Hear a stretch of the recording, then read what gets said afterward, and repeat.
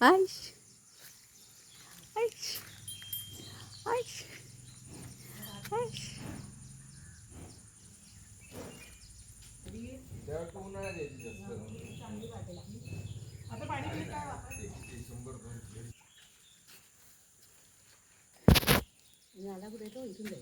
तो नाला इकडे नाही दिसतो. हो दिसतो.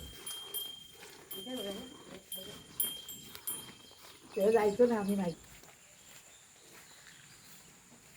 का जोशीबाईनं त्या नाही येणार बघ. या काकी बरं चांगली हम्म.